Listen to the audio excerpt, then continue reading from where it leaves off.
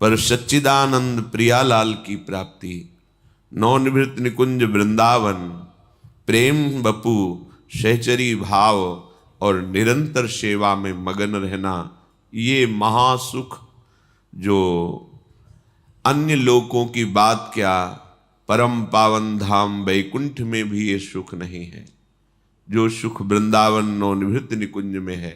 सखा भाव के महापुरुषों ने ही जब स्वयं वैकुंठ का वैभव श्री कृष्ण कृपा से देखा तो कह पड़े, कन्हैया मुझे वैकुंठ सुख नहीं, मुझे वो ब्रज सुख चाहिए जिसमें मेरा श्री कृष्ण है।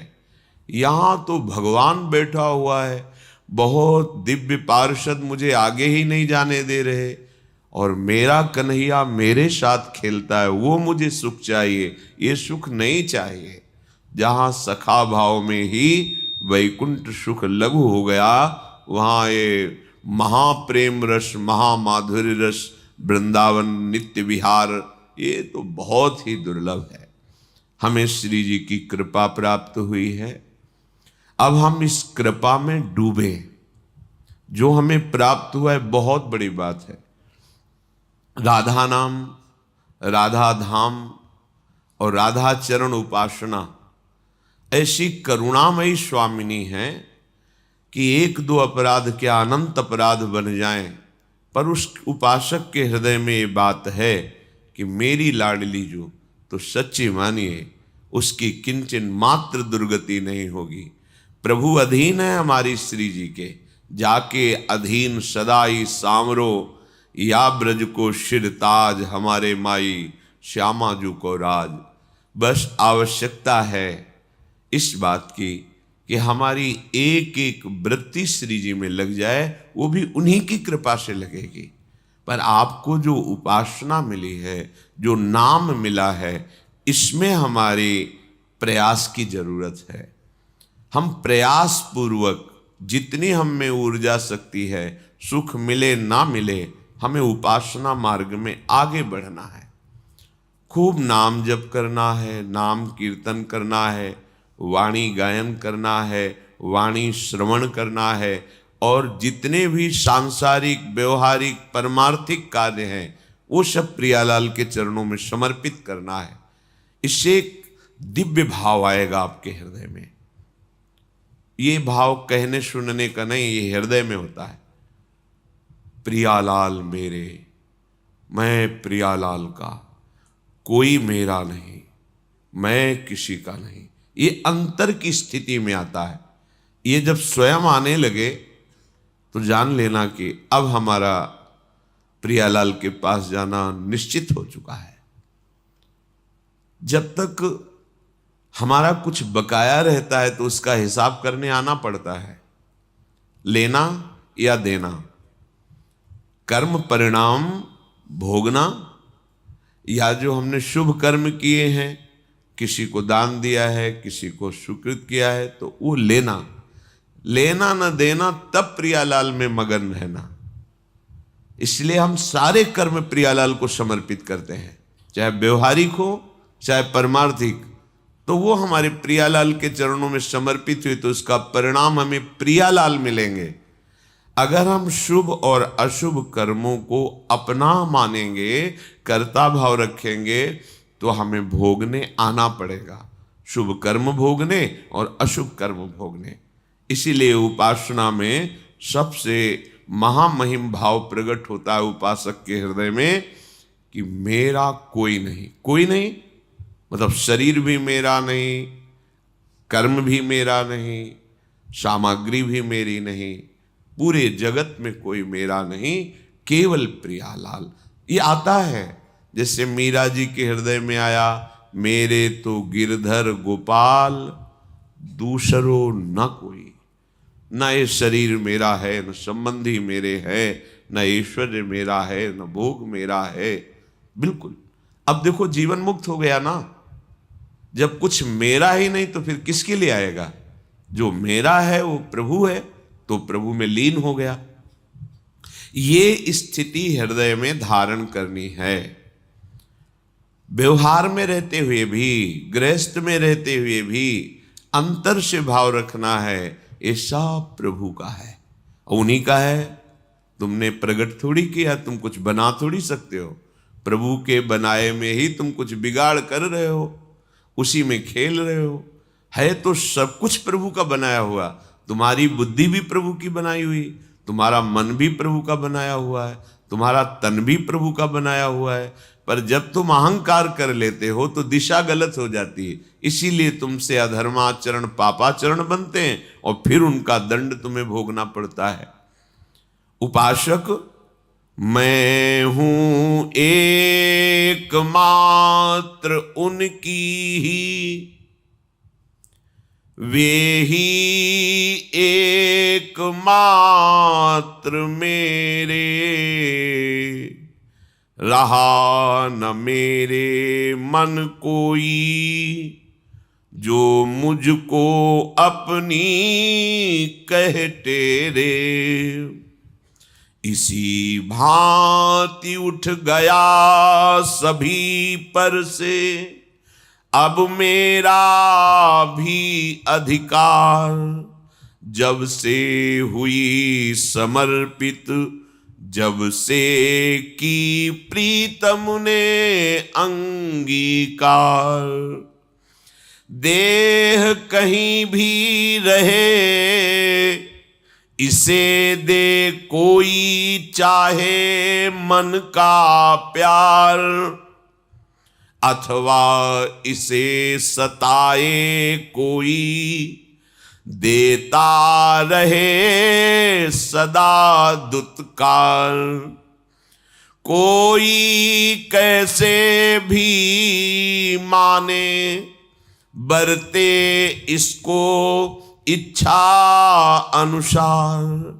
मुझसे मतलब नहीं, देह से ही यह सारा व्यवहार। मैं तो बन सकती न किसी की, ममता की अब वस्तु कभी। मेरे तेरे के द्वंद्वात्मक नष्ट हुए संपर्क सभी। वे मेरे, मैं उनकी, अब बस रहा एक ही यह संबंध। बस इस प्रकार ममता के सारे छोटे बड़े विविध विध बंध। मैं प्रियालाल की, प्रियालाल मेरे, कोई मेरा नहीं, क्योंकि कोई है ही नहीं। सत्य वस्तु तभी दिखाई देती है जब प्रकाश हो। अंधेरे में ठूंठ को भी हम भूत मान लेते हैं, रस्सी को भी सर्प मान लेते हैं। अज्ञान अंधकार के कारण हम प्रभु को प्रभु के रूप में ना जानकर ये पत्नी, ये पुत्र, ये मित्र, ये शत्रु, ये अनुकूल, ये प्रतिकूल, प्रपंच की रचना हमने स्वीकार कर ली। इसीलिए प्रपंच में फंसकर हमारी दुर्गति हो रही। मैं हूं एकमात्र उनकी, ये बैठा लो, हृदय की बात है। ये मत सोचो कि भजन करते करते ये बात कभी आएगी। ये बात अभी बैठालना है। जो बहुत वर्षों की साधना से प्राप्त होता है वो सत्संग में 1 मिनट में प्राप्त हो जाता है। बस तुम्हें स्वीकार करना है। बहुत ध्यान से सुनिए, स्वीकृति से ही दुर्गति है और स्वीकृति से ही सदगति है। स्वीकृति करो, मैं प्रियालाल की, प्रियालाल के सिवा मेरा कोई नहीं। जब ये स्वीकृति हो जाएगी तो इस लोक और परलोक में दिव्य शक्तियां तुम्हारी रक्षा करेंगी। ये अंतर में बैठे हैं हमारे प्रभु, वो तुम्हारी ये बात स्वीकार कर रहे हैं। वो तो खुद कह रहे हैं ममैवांशो, तू मेरा अंश है। पर हम नहीं कह रहे कि प्रभु आप मेरे हो। हम तो कह रहे धन मेरा, शरीर मेरा, पद मेरा, प्रतिष्ठा मेरी, ये परिवार मेरा, मैं। बस यही तो हमारा बंधन है। मैं हूं एकमात्र उनकी ही, वे ही एकमात्र मेरे। इतना ये अमृतमय शब्द है, इतना बलशाली शब्द है। कल किसी ने एक प्रश्न किया था यहां से अलग, कि कोई तांत्रिक मेरे पीछे पड़ा है और मेरे वंश का विनाश करने का संकल्प किया है, वो मेरा नाश कर रहा है, क्या आप मुझे बचा सकते हैं? आपको सच्ची कहते हैं, किसी भी तंत्र में और किसी भी मंत्र में इतनी ताकत ही कि नहीं जो राधा नाम का जप करता है उसके ऊपर प्रयोग हो जाए। ये हम नहीं, अपने आचार्य बड़े बड़े महापुरुषों की बात कह रहे हैं। शाप ताप रोग शोक दारुण दुखारी, लाल इष्ट दुष्ट दलन कुंज भवनचारी। गोरे चरणार बिंद को आपने अपना आराध्य देव मान लिया है और राधा राधा राधा हम आपको अपने विश्वास और अपने हृदय और अपने आचार्यों की वाणी के अनुसार कहते हैं, किसी भी तंत्र का प्रयोग नहीं होगा। तंत्र का प्रयोग जानते हो कब होता है? जब तुम्हारा अशुभ कर्म तुम्हारे ऊपर लागू होता है तो वैसे ही संयोग बन जाता है और वही तुम्हें दंड देने के लिए तैयार हो जाता है। अगर हमारा कर्म हमको दंड देने के लिए तैयार नहीं तो वैसे भी कोई तुम्हें दंड नहीं दे सकता। आप बिल्कुल विश्वास कीजिए, कौन काहू के सुख दुख कर दाता, निज कृत कर्म भोग सुन भ्राता। यदि तुमने किसी के वंश का विनाश किया है किसी जन्म में तो तुम्हारे वंश का विनाश होगा, वो नहीं तो तुम्हारा कर्म करेगा। अब तुम्हारे कर्मों का नाश कौन कर सकता है? नाम। नाम अनुल्लिख्या अनंतान पितदपराधान मधुपतिर महाप्रेमा विष्टस्तो परम देयम विमसति तवैकम श्री राधे गृणत ही नामामृत रसम। ये राधा नाम यदि उच्चारण कर रहे हो, मान लो हमारी प्रार्थना, तो तुम्हारे कर्म तुम्हें दंड नहीं दे पाएंगे। कोई भी इस त्रिभुवन में ऐसा पैदा नहीं हुआ कि तुम्हें कष्ट दे सके। तुम्हारा कर्म लागू होता है, वो कोई रूप रख सकता है, किसी भी व्यक्ति के दिमाग में बैठ सकता है, कोई भी घटना घट सकती हो, तुम्हारा ही कर्म है, कोई दूसरा नहीं। तुम सोचते हो मैंने कोई अपराध नहीं किया, ये तंत्र के द्वारा मुझे नष्ट कर रहा है, भूल जाओ, तुम्हारा कर्म तुम्हें दंड दे रहा है। उसी कर्म का विनाश करने में समर्थ है भगवान नाम, प्रभु का नाम।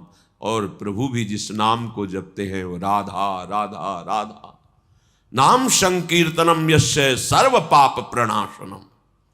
जिते विनायक शुभ अशुभ विघ्न करे नहीं कोई, विघ्न करे नहीं कोई, डरे कलिकाल कष्ट भय। जो आनंद पूर्वक प्रभु का नाम, प्रियाजू का नाम उच्चारण कर रहा है, जितने भी शुभ विनायक अशुभ विनायक सब भयभीत हो जाते हैं। हर्ष हरिनाम जपत जय, उसकी कोई पराजय कर सकता है? बड़े बड़े यक्ष पिशाच गंधर्व राक्षस सब थर्राते हैं। जिसकी जिह्वा पे नाम होता है, भगवान उसके अधीन होते हैं, दिव्य शक्तियां उसकी आसपास रक्षा करती है। अब आप लोगों को अध्यात्म से मतलब ही नहीं है, बस मनमानी आचरण करना, भोग संग्रह करना, भोगना, और जब कर्म लागू हो गया तो अज्ञान के कारण हम आरोपित करते हैं उस व्यक्ति ने मुझे सताया, अगर वो व्यक्ति सृष्टि में ना हो तो मैं सुखी हो जाऊं। ऐसा नहीं है। तुम्हारा कर्म दूसरे रूप में आकर के दंड दे दे, वो बहुत रूप धारण कर सकता है, किसी व्यक्ति का, किसी अस्त्र का, किसी घटना का, किसी रोग का। इसलिए आप हमारी प्रार्थना मानिए, पहले ये छोड़िए कि तुम्हें कोई कष्ट दे सकता है या दे रहा है, वो तुम्हारा कर्म ही है, किसी भी रूप में आ सकता है। कई बार सुना है कि एक गौतमी नाम की बहुत बड़ी तपस्विनी थी, उनके एक ही पुत्र था, उसको सर्प ने काट खाया, मर गया। तो वहां के कुल भील उठा करके लाए और कहा, हे देवी आपके पुत्र को काले सर्प ने काट लिया और वो मर गया। वो बहुत क्रोधित हुई और उनका आज हम सर्पों को ही भस्म कर देंगे। आकर्षण किया तो सर्प सामने उपस्थित हुआ, मैं तुम्हें दंड दूंगी, तुमने हमारे पुत्र को क्यों डसा? तो उनका, आप तपस्विनी हो, आप ऐसा कर सकती हो, पर मेरी प्रार्थना सुन लीजिए। मैं बिल्कुल अपने वश में नहीं था, मेरे ऊपर मृत्यु सवार थी इस बालक की, और उस मृत्यु ने मुझे विवश करके कटवाया है। बात समझ में आई? हाँ, ठीक बात कह रहा है। मृत्यु का आकर्षण किया, मृत्यु सामने उपस्थित हुई मूर्तिमान, कहा मैं अपने तपोबल से तुम्हें भस्म कर दूंगी। तुमने सांप को प्रेरित किया और सांप ने मेरे पुत्र को डसा और मर गया। तो उनका क्षमा कीजिएगा, मेरा कोई दोष नहीं, मुझे काल ने प्रेरित किया। काल से प्रेरित होने के कारण मैं मृत्यु सर्प के ऊपर अपना सामर्थ्य करके उसे वशीभूत करके उसे कटवाया और वो मर गया। हाँ, ये बात सही है। काल का आकर्षण किया, काल भगवान उपस्थित हुए, आपने मेरे पुत्र को क्यों मरवाया? तो उनका तुम्हारे पुत्र के कर्म से मैं प्रेरित था। काल किससे प्रेरित? तुम्हारे कर्म से, अर्थात तुम्हारे पुत्र के पूर्व कर्म से काल प्रेरित होकर काल ने मृत्यु को, मृत्यु ने सर्प को और सर्प ने डस लिया। तो जब हम विवेक से मूल में पहुंचते हैं तो हमारा कर्म ही हमको दंड दे रहा है, कोई दूसरा नहीं। ये विश्वास कीजिए, आपका कोई कर्म है जो आपको दंड दे रहा है। आप कोई साधारण नहीं, भगवत आश्रित हैं, तो आपको कैसे कोई दंड दे सकता है? इसलिए एक उपाय है कि आपका वो कर्म नष्ट हो जाए जो दंड देने के लिए उद्यत है, उत्साहित है, वो है भगवन नाम, भगवद आश्रय। जिस समय आप अपने आप को और अपनी मानी हुई समस्त संबंध और भोग सामग्री को प्रभु के चरणों में समर्पित कर देंगे, अब किसी की ताकत नहीं कि वहां मनमानी कर सके। वो जो भी होगा प्रभु के विधान से होगा, और प्रभु के विधान को शरणागत सर झुकाकर स्वीकार करता है, चाहे वो कठोर रूप विधान हो या मृदु रूप विधान हो। मेरे प्रभु मेरा परम मंगल कर रहे हैं। रहा ना मेरे मन में कोई जो मुझको अपनी कह टेरे।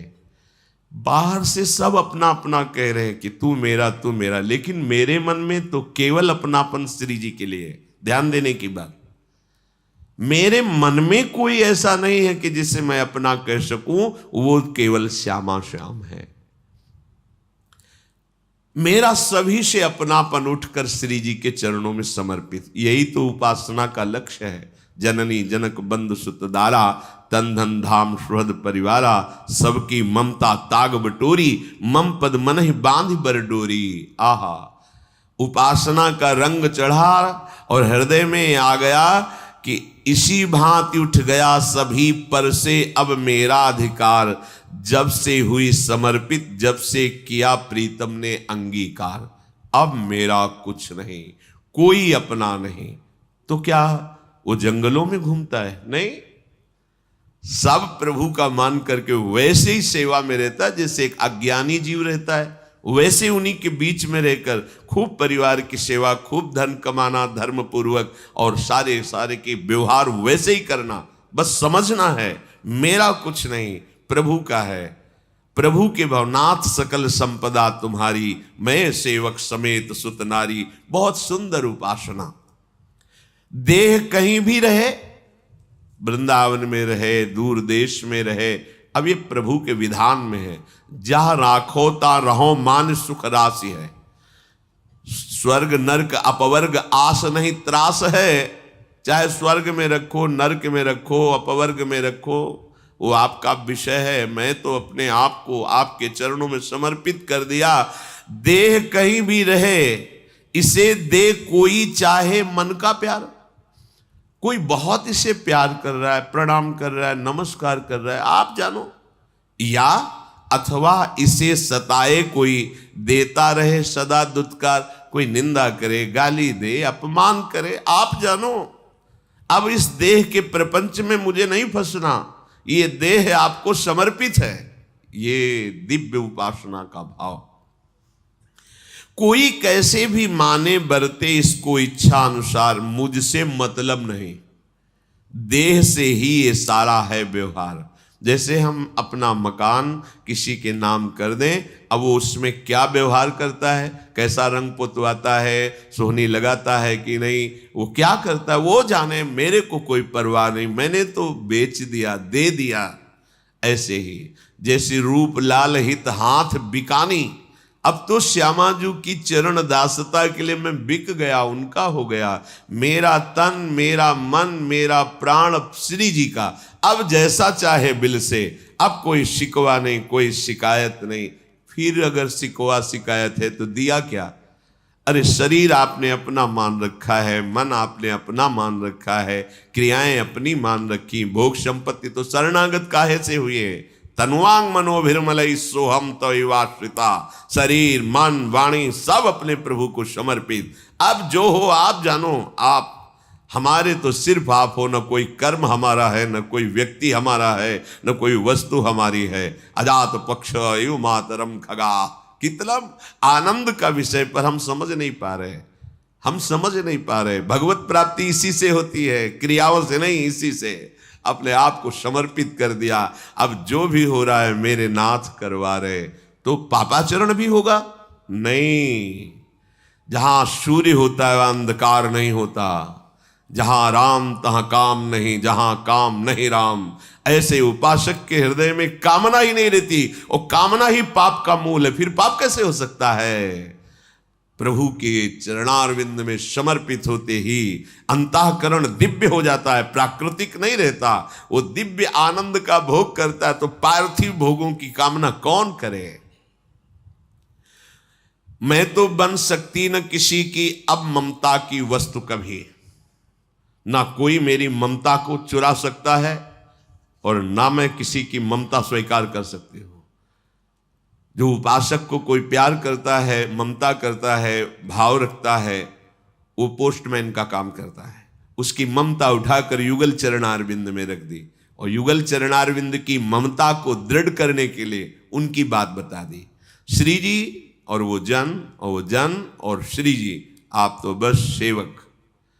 हमें कोई प्यार करता है, हमें कोई नमस्कार करता है, तो हमें नहीं, ये वस्तु श्री जी की है, ये श्री जी को कर रहा है, उसका हिसाब श्री जी देगी। इसे कोई मारता है, गाली देता है, अपमान करता है, कोई फर्क नहीं, श्री जी की है, श्री जी जाने। मैं तो बन सकती न किसी की ममता की अब वस्तु कभू, कभी मेरे तेरे के द्वंद्वात्मक नष्ट हुए संपर्क सभी, नष्ट हुए संपर्क सभी। आपके संपर्क का सीधा सूत्र केवल प्रियालाल से होना चाहिए। अपने तन मन प्राण के स्वामी प्रियालाल है। हम दूसरे से सहयोग या दूसरे से अपने दुख सुख की बात कभी नहीं, अपने दुख सुख की बात रही नहीं गई। अगर आपको ऐसा लगता है तो उन्हीं से कहो, जिनके तुम हो वही निपटा सकते हैं, दूसरे से नहीं। और कहने की जरूरत तब है जब आपको विश्वास नहीं है। यदि विश्वास है तो उन्हीं की वस्तु वो जान नहीं रहे क्या? जब वो जान रहे और सहाना चाहते तो जोई जोई प्यारो करे, सोई मोई भावे, फिर शिकायत क्यों करें हम? मेरे तेरे का आप संबंध नहीं रह गया इस जगत से। वे मेरे, मैं उनकी, अब बस रहा एक ही यह संबंध। मेरी इज्जत, मेरी धन, मेरी गति, मेरी मति, मेरी श्यामाजू, भला कौन छू सकता है? हमारी श्यामाजू। कटे मोह ममता के सारे छोटे बड़े विविध विध बंध। जितनी ममता शक्ति संसार से थी स्वाभाविक नष्ट हो जाती।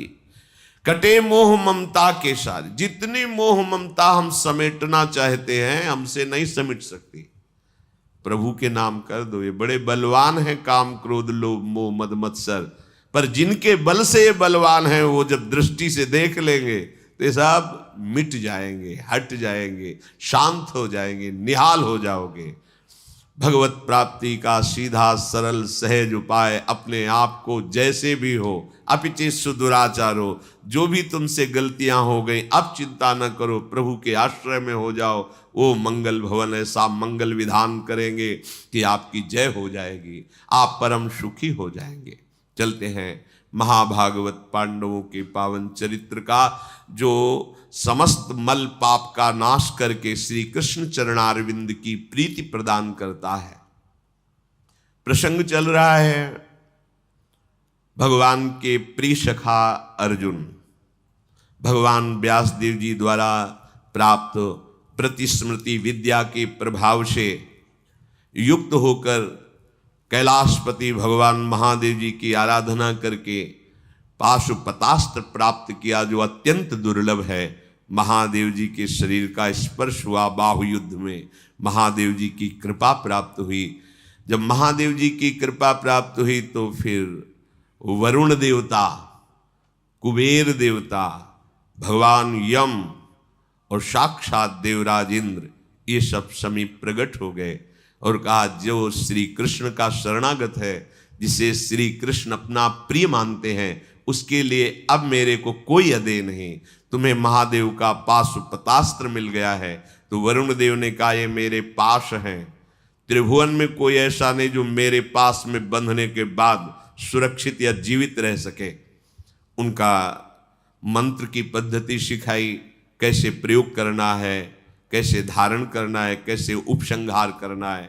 भगवान यम ने कालदंड प्रदान किया पद्धति सहित, भगवान कुबेर ने अंतर्धान नाम की विद्या और अस्त्र प्रदान किया। भगवान देवराज इंद्र ने कहा यहाँ नहीं, हम तुम्हें देवलोक में अमरावती में दिव्यास्त्रों का अभ्यास काफी दिन कराएंगे, बहुत से दिव्यास्त्र, इसलिए अभी तो हम जा रहे हैं और मातली रथ लेकर के आएगा और उस पर आप विराजमान होकर हमारी अमरावतीपुरी में आइए। ऐसा कहकर देवराज अंतर्धान हो गए। थोड़ी देर में ही देखा दिव्य तेजोमय रथ और भगवान इंद्र का सारथी मातली उपस्थित हुआ। गंगा में स्नान करके, ऋषियों को प्रणाम करके, हिमालय की वंदना करके, भगवान शंकर को प्रणाम करके, अपने प्राण प्रिय सखा श्री कृष्ण का स्मरण करके रथ पर आरूढ़ हुए। वायु गति से आकाश मार्ग से रथ चला। बहुत सी दिव्यताएं जो वर्णन की गई पीछे अर्जुन ने देखा। अब वो प्रधान द्वार पर पहुंचे तो मानो विशाल पर्वत खड़ा हो, ऐसे श्वेत वर्ण का विशाल ऐरावत हाथी। इंद्र की आज्ञा से उसने मार्ग दिया, स्वर्ग में प्रवेश किया। जो बड़े बड़े तपस्वी यज्ञ करने वाले राजा थे उनको देखा विमानों में आरूढ़ होकर और पहचान लिया कि अमुक राजा, ये अमुक राजा। गंधर्व, अप्सराएं, किन्नर, ये सब कोई नृत्य कर रहा है, कोई गान कर रहा है। साध्य विश्वदेव, मरुद्गण, अश्वनी कुमार, आदित्य, वसु, रुद्र, विशुद्ध ब्रह्मर्षिगण, इन सब का दर्शन अर्जुन को स्वर्ग में प्राप्त हुआ। सप्तऋषि, तुम्बूर, नारद, हा हा हु हु, गंधर्व, ये सब गान कर रहे हैं। शत्रुओं का दमन करने वाले कुरुनंदन अर्जुन को बहुत आनंद अनुभव हो रहा है। फिर 100 यज्ञों का अनुष्ठान करने वाले दुर्धर्ष तेजस्वी देवराज इंद्र के दर्शन के लिए उनके अंदर व्याकुलता हुई। महाबाहु पार्थ का रथ जीव ही अमरावतीपुरी में प्रवेश किया तो देखा सामने तेजों में देवराज इंद्र विराजमान है, जिनके मस्तक पर श्वेत छत्र तना हुआ है और सुंदर दिव्य पार्षद चमर कर रहे हैं। विश्वावसु गंधर्व स्तुति कर रहे हैं। ब्रह्मर्षिगण ऋग्वेद, यजुर्वेद, सामवेद संबंधी दिव्य स्तोत्रों द्वारा देवराज का स्तवन कर रहे हैं। कुंती कुमार कूद पड़े रथ से और जाकर देवराज इंद्र के चरणों में मस्तक रखा। देवराज इंद्र ने अपनी पवित्र भुजाओं से अर्जुन को हृदय से लगाया। अर्जुन को हाथ पकड़कर ले गए, उस सिंहासन पर बैठाला जिसकी ऋषिगण स्तुति मात्र करते हैं। बैठ नहीं सकते उस सिंहासन पर। देवराज के सिंहासन त्रिभुवन पति पद पर केवल 100 अश्वमेध यज्ञ, 100 राजसु यज्ञ और निष्पाप निर्विकार जब यहां से होके तब वो इंद्र पद प्राप्त करता है। उसमें ऐसे नहीं कि कोई भी ऋषि या महात्मा बैठ सके, ऐसा नहीं। शत्रुवीरों का संहार करने वाले अर्जुन का हाथ पकड़कर देवराज ने अपने साथ सिंहासन पर बैठाला, मस्तक सूंघा और अर्जुन को बार बार अपने कर देवराज इंद्र के हाथ में अमृत स्राव होता है, अमृत सावी कहते हैं। वो ऐसे ऐसे बहुत अपार बल की वृद्धि हो रही, बड़ा आनंद अनुभव हो रहा है अर्जुन को। वृत्तासुर का वध करने वाले, वज्र को धारण करने वाले अर्जुन के मुख का स्पर्श करते, जैसे कोई अपने बालक को दुलार करता है, ऐसे देवराज इंद्र वज्रधारी इंद्र के द्वारा बार बार दुलार करते देखकर पूरी सभा आश्चर्यचकित हो रही कि ऐसा सम्मान अमरावतीपुरी में देवराज इंद्र ने आज तक किसी का नहीं किया जैसा अर्जुन का किया। अर्जुन सिंहासन पर देवराज इंद्र के बराबर बैठे हुए हैं, उसी सिंहासन पर गंधर्वाद शाम गान कर रहे हैं। घृताची, मेनका, रंभा, पूर्वचित्ती, स्वयं प्रभा, उर्वशी, मिश्रकेशी, दंडगौरी, वरुथनी, गोपाली, सहजन्या, कुंभयोनी, प्रजागरा, चित्रसेना, चित्रलेखा, सहा, मधुश्वरा, ऐसी सहस्त्रों अप्सराएं, इतनी सुंदर कि एक ऋषि को मोहित करने के लिए एक ही अप्सरा काफी। वो ऋषि जो शब्द, स्पर्श, रूप, रस, गंध पर विजय प्राप्त कर चुके हैं, वो नृत्य कर रही है। तदनंतर देवराज इंद्र का अभिप्राय जान करके देवताओं और गंधर्वों ने पूजन सामग्री लाकर सिंहासन पर बैठे हुए अर्जुन का पूजन किया। अर्घपाद्य देवताओं से प्राप्त कर रहे हैं अर्जुन। इंद्र भवन में पूजा करके फिर उनको पधराया गया। देव समुदाय पूजन कर रहा है अर्जुन का, ये बड़े बड़े ऋषि जन देख रहे हैं। सबके मन में हो रहा है ऐसा कौन सा तप अर्जुन ने किया है जो ये बात मिल रही है। जैसे देवराज इंद्र का पूजन, ऐसे देवता पूजन कर रहे हैं अर्जुन का। महाराज देवराज इंद्र हाथ पकड़ करके अपने भवन में ले गए।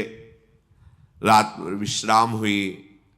प्रातः अर्जुन से कहा कि तुम्हें यहां दिव्यास्त्र प्राप्त करने के लिए भगवान व्यास देव जी ने भेजा है।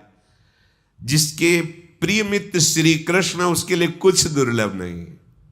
देखो शास्त्रों में जैसे लिखा है कि मुझे परमेष्ठी पद नहीं चाहिए ब्रह्मा का, मुझे देवराज इंद्र का पद नहीं चाहिए, योग की सिद्धियां नहीं चाहिए, फिर मृत्यु लोक का सम्राट पद की क्या बात। हे हरि, मुझे आपके चरणों की सेवा चाहिए।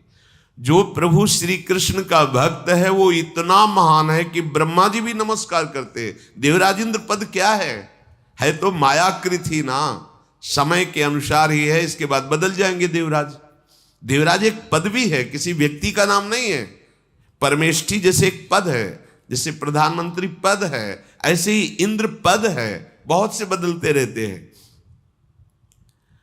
पुरंदर इंद्रदेव के यहां 5 वर्ष तक अर्जुन ने निवास किया।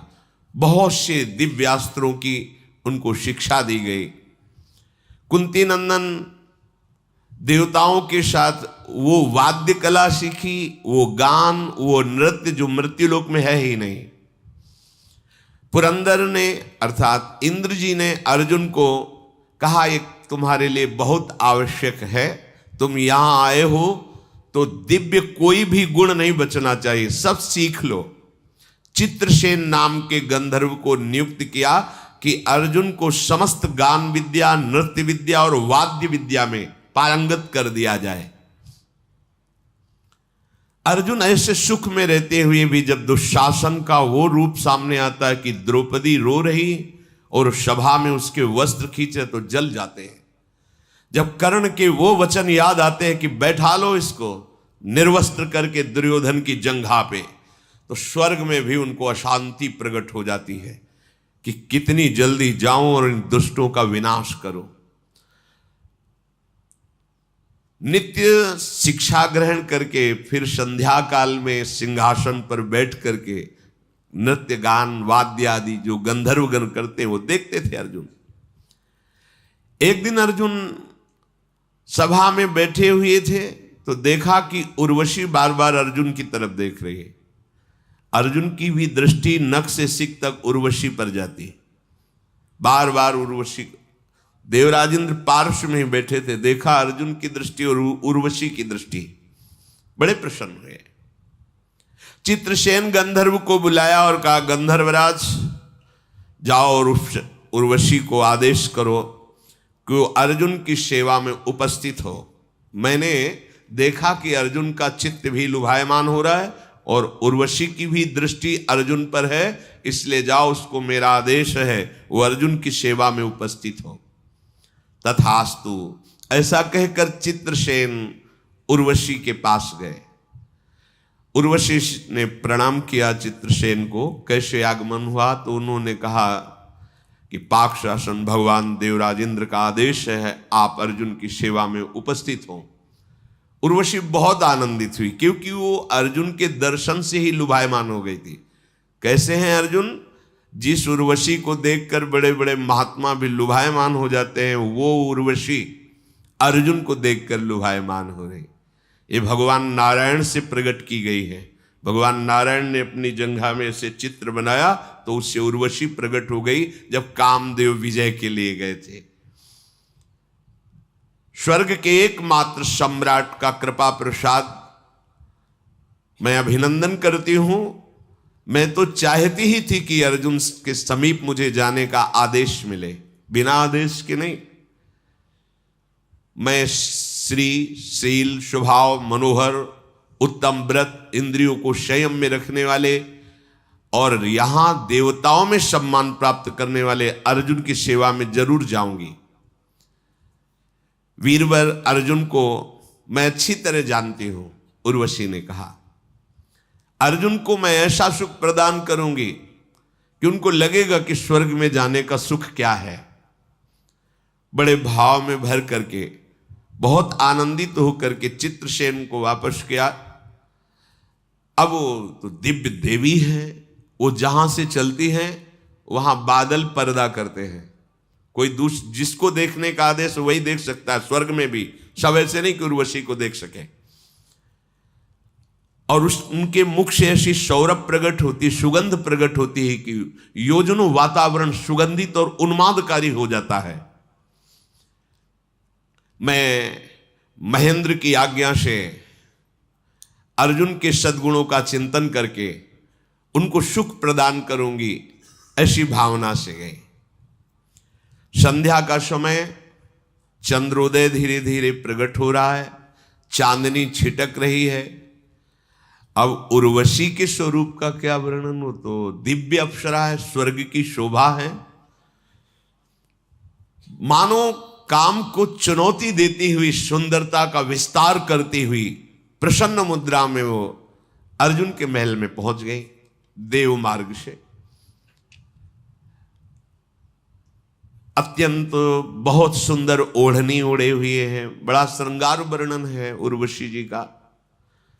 मन के समान इनकी गति है, जहां जाना है वहीं पहुंच गए। पांडु कुमार अर्जुन के महल में प्रवेश हुआ उर्वशी का।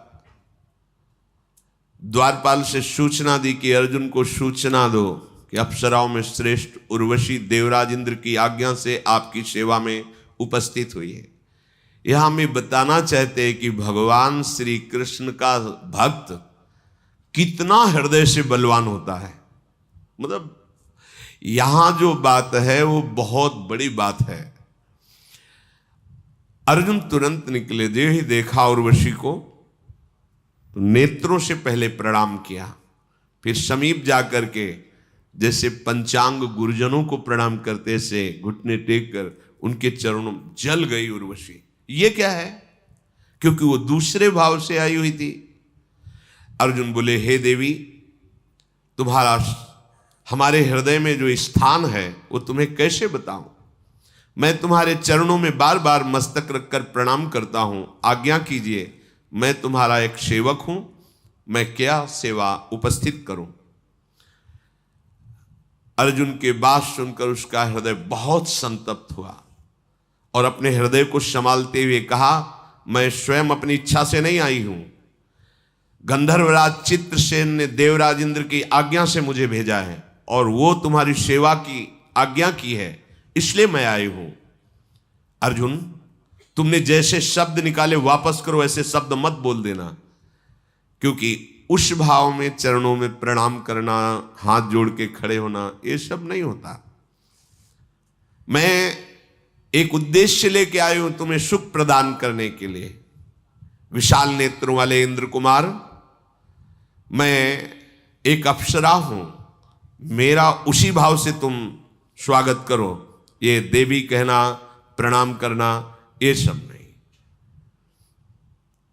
मैंने देखा तो सभा में तुम हमारी तरफ देख रहे थे, बहुत सी अप्सराएं थी, मेरी तरफ क्यों देखा? देवराज इंद्र का आदेश है उसका तुम्हें भी पालन करना चाहिए। शत्रुदमन, मैं तुम्हारी सेवा के लिए आई हूं, मेरा मन बहुत इस समय विचलित है, इसलिए बहुत सावधान होकर हमारे सामने चेष्टा करो। सामर्थ्यशाली देवी कोई साधारण थोड़ी, बहुत सावधान होकर वाणी बोलिए, चेष्टा कीजिए। ये प्रणाम मुद्रा है वाणी।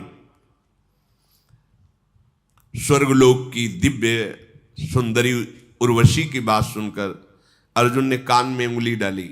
नहीं नहीं, एक शब्द भी ऐसा मत निकालना जो मैं सुन ना पाऊं। हे सौभाग्यशालिनी, मैं जो बात कह रहा हूं तुम उसे ध्यान पूर्वक सुनो।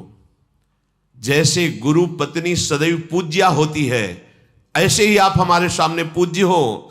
जैसे माता कुंती पूज्या हैं, वैसे ही तुम हमारे सामने पूज्य हो। जैसे माता सची पूज्या हैं, वैसे ही तुम हमारे सामने पूज्य हो। एक भी शब्द कोई ऐसा न निकाल देना जो मैं सुन ना पाऊं। उर्वशी ने कहा, तो आप बताओ फिर मेरी तरफ क्यों देख रहे थे, सभा में क्यों देख रहे थे? हां, मैं तुम्हें सत्य कहता हूं, तुम महाराज पुरुरवा की सेवा में थी और पुरुरवा हमारे पूर्वज हैं। तो मैं यही देख रहा था कि यही देवी हमारी पूर्वज है जिससे हमारे वंश का प्रादुर्भाव हुआ। ये मैं बार बार देखकर तुम्हें मानसिक प्रणाम कर रहा था। हे आनंदमयी देवी, तुम पूर्ववर्ष की जननी हो, इसलिए कुंती माता से बिल्कुल हल्का भाव हमारे हृदय में नहीं आ सकता। कुंती माता से बढ़कर मैं तुम्हें पूज्य भाव से देखता हूं, अन्यथा कोई शब्द नहीं, अन्यथा कोई चेष्टा नहीं। मैं तुम्हें गुरु भाव से देख रहा हूं। आप हमारे वंश को उत्पन्न करने वाली है। उर्वशी ने कहा, तुमने हमारे हृदय को जलाया। देवराज की इंद्र की आज्ञा से मैं आई हूं, अब भी तुम्हें अवसर देती हूं। ये बात दोबारा मत निकालना। तुम नहीं जानते हो, मैं देवी हूं, मैं अप्सरा हूं। पुरु वंश के कितने नाती पोते आए और हमको उनकी सेवा में भेजा गया। तुम्हें कोई अपराध नहीं लगेगा, मैं अप्सरा हूं और इस समय मैं तुम्हारे प्रति आसक्त हूं। मेरे अंदर मदनाग्नि जागृत हो चुकी है। अर्जुन, मुझे स्वीकार करो। ये बहुत बड़ी बात है।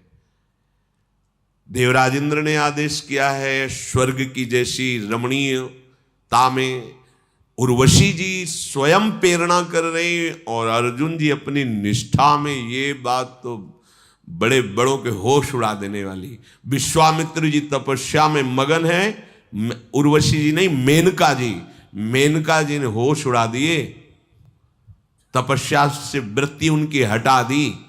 और यहां साक्षात उर्वशी एकांत समय स्वर्ग की रमणीयता और बार बार आग्रह करे कि मैं तुम्हारी भक्त हूं, इस समय मैं मदनाग से युक्त हूं, इंद्र ने आदेश किया, मुझे स्वीकार करो।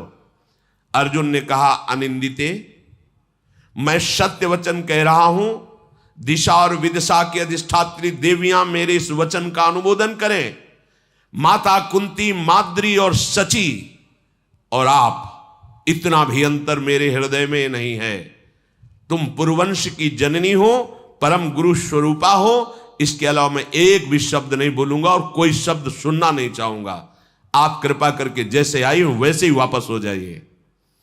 अर्जुन की बात सुनकर के उर्वशी क्रोध से कांप उठी। कामा संजायते क्रोधा, भयंकर क्रोध उत्पन्न हुआ और टेढ़ी नजर करके कहने लगी, तुमने ऐसा ही समझ लिया कि हम आए तो तुम स्वीकार करो या ना स्वीकार करो। जाओ, मैं तुम्हें शाप देती हूं, नपुंसक हो जाओ। बहुत बड़ी ये बात है। जाओ, मैं तुम्हें शाप देती हूं, नपुंसक हो जाओ, पुरुषत्वहीन हो जाओ, तुम्हारे अंदर पुरुषत्व ही ना रहे। अर्जुन वैसे ही प्रणाम की मुद्रा में खड़े हैं और अंतर्धान होकर चली गई। चित्रसेन के समीप गई और जाकर पूरी बात बता दी। अब तो अर्जुन बहुत उदास हो गए। पुरुषत्वहीन भला महाभारत कैसे कर सकता है, महान युद्ध कैसे कर सकता है? इतने दिव्यास्त्र प्राप्त किए और उसने शाप दे दिया, पुरुषत्वहीन हो जाओ। मेरा सारा का सारा प्रयत्न व्यर्थ हो गया। अर्जुन मन में बहुत उदास है कि अब क्या हो सकता है, जब पुरुषत्व ही नहीं तो कैसे हो सकता है। चित्रसेन जाकर के सारी घटना देवराज इंद्र को बताई। इंद्र ने तत्काल अर्जुन को बुलाया और कहा बहुत अच्छा हुआ। पहले तो हम तुम्हें धन्यवाद देते हैं कि कोई उर्वशी के आकर्षण से बच जाए, आश्चर्य है। यही श्री कृष्ण प्रताप है। जैसे श्रीपाद प्रबोधानंद जी ने कहा कि हमारी श्री लाडली जो वृंदावनेश्वरी के गोरे चरणारविंद की ठसक जिसके हृदय में आ गई है, उस हृदय को भगवान का मोहिनी अवतार भी नहीं मोहित कर सकता। अप्सराओं की तो बात जाने दो, मोहिनी अवतार भगवान का भी नहीं मोहित कर सकता, क्योंकि मोहिनी प्रिया जो लालजू को मोहित करने वाली उनके चरणों की ठसक जिसके हृदय में, तो अर्जुन को ठसक है श्री कृष्ण चरणारविंद की। देखो कैसा होता है महान भक्त, स्वर्ग में भी विजय को प्राप्त हो रहा है। सब अप्सराओं में स्वर्ग की श्रेष्ठ है उर्वशी जी। वो शाप दे दिया लेकिन अर्जुन का मन एक बार भी चंचल नहीं हुआ। यही है श्री कृष्ण कृपा, यह है श्री कृष्ण बल। कैसा है भगवान का बल, देख लो। अगर तपस्या का बल होता तो फिसल सकते थे, लेकिन श्री कृष्ण का बल है। इसलिए अहो भाग्य तात, तुम उर्वशी के आकर्षण से बच गए। सत्पुरुषों के तुम शिरोमणि हो, आज मैं ऐसा घोषित करता हूं। अर्जुन से कहा तुम सत्पुरुषों में शिरोमणि हो। तुमको पाकर के कुंती आज पुत्र कहलाने वाली मां बन गई, वास्तविक मां बन गई। स्वर्ग पर तुमने विजय प्राप्त कर ली। महाबाहो, तुमने अपने धैर्य से ऋषियों को परास्त कर दिया। मानद, उर्वशी ने जो तुम्हें शाप दिया है उसे मैं सीमा में बांध देता हूं। शाप तो लागू होगा, व्यर्थ तो नहीं जाएगा, पर 1 वर्ष तक जो तुम्हारा अज्ञातवास का समय दिया गया है, 12 वर्ष वनवास, 1 वर्ष अज्ञात, तो 1 वर्ष तक तुम्हारे अंदर उर्वशी का शाप लागू रहेगा। इसके बाद खत्म हो जाएगा, तो तुम्हारे काम आ जाएगा। तुम जैसे महावीर, छुपने के लिए तुम्हें कोई परेशानी नहीं पड़ेगी। ये शाप तुम्हारे लिए वरदान का काम करेगा। ये कई बार कहा है कि यदि तुम भगवान के चरणों का आश्रय लिए हो तो तलवार तुम्हारे गले तक आएगी और आकर वो हार बन जाएगी, गला काट नहीं पाएगी। देखा, शाप क्या हुआ, वरदान का स्वरूप बन गया कि अज्ञातवास में छुपने के लिए बहुत बढ़िया अवसर हो गया। इंद्र के ऐसा कहने पर अर्जुन को भारी प्रसन्नता हुई कि उद्देश्य की पूर्ति हुई। फिर तो जो शाप जनित उन्हें शोक और चिंता हुई थी वो मिट गया। धनंजय महायशस्वी गंधर्व चित्रसेन के साथ दिव्य विद्याओं को प्राप्त कर रहे हैं। एक समय की बात है, महर्षि लोमशी बहुत बड़े तपस्या के धनी हैं। वो इंद्र के दर्शन करने के लिए स्वर्गलोक में गए। उन्होंने जब देखा कि इंद्र के सिंहासन पर, आदेश सिंहासन पर अर्जुन बैठे हुए, महर्षियों से पूजित देवराज इंद्र का सिंहासन, उस पे एक नरलोक का मनुष्य अर्जुन बैठे हुए, और शरीर भी तो वही है। स्वर्ग में सशरीर जाना बहुत मुश्किल है, शरीर यहीं छूटता है, फिर वो दिव्य देह से जाता है। जैसे नरक में है ना, यातना देह प्राप्त होता है, ऐसे स्वर्ग में देव देह प्राप्त होता है। भगवान के धाम में प्रवेश करने पर भगवत देह प्राप्त होता है। निकुंज में प्रवेश करने पर सहचरी देह की प्राप्ति होती है, जो चिदानंदमय है। महर्षि के हृदय में बड़ा संशय प्रकट हुआ कि देवराज इंद्र के पद में, सिंहासन में अर्जुन कैसे।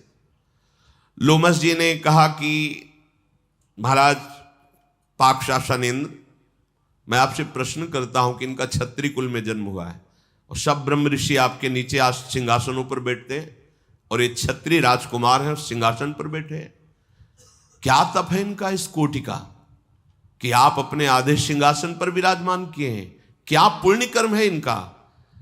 इन्होंने कौन सा ऐसा तप किया है कि सब ब्रह्म ऋषियों के पूज्य सिंहासन पर बैठे हुए हैं? मेरे मन में इस संशय है कि जहां वायु और अग्नि, बड़े बड़े देवता जिस सिंहासन की वंदना करते हैं, उस पर अर्जुन विराजमान है।